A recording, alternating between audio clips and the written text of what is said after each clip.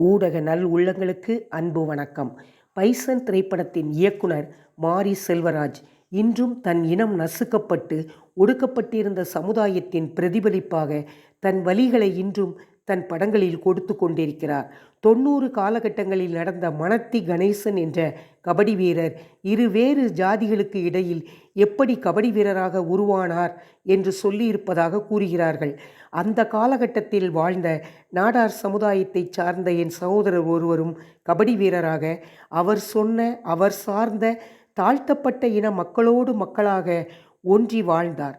அவர்களோடு கபடிக்காக அவர் இன மக்களோடு தங்கி விளையாடியவர். எந்த பாகுபாடும் பார்த்ததில்லை. அவர்கள் வீட்டிலும் சாப்பிடுவார், தன் வீட்டிற்கும் அழைத்து வந்து ஒன்றாக சாப்பிட்ட காலங்கள் உண்டு.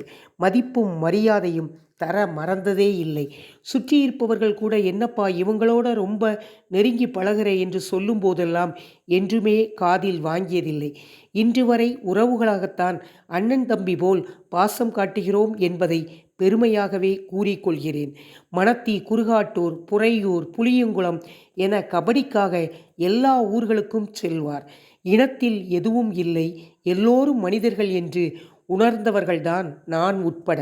இயக்குனர் மாரி செல்வராஜ் அவர் சொல்வது போல் அன்று கடுமையாக பாதிக்கப்பட்டிருந்தாலும் அன்றைய காலகட்டங்களில் எங்களைப் போன்று பாகுபாடு பார்க்காத நல்ல உள்ளங்களும் இருந்தோம் என்பதை அவருக்கு தெரிந்திருக்காது. இன்று வரை எல்லோரும் ஒரே இனம் என நினைப்பவர்கள்தான் நாங்கள்.